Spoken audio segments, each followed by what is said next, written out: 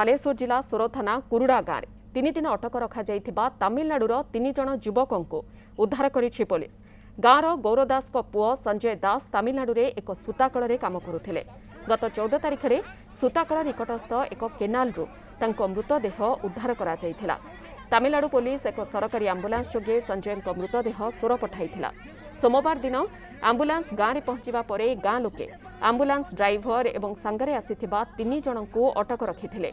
घटनार 3 दिन बीती जाइथिले भी कौनसी समाधान बाहरी पारि नथिला।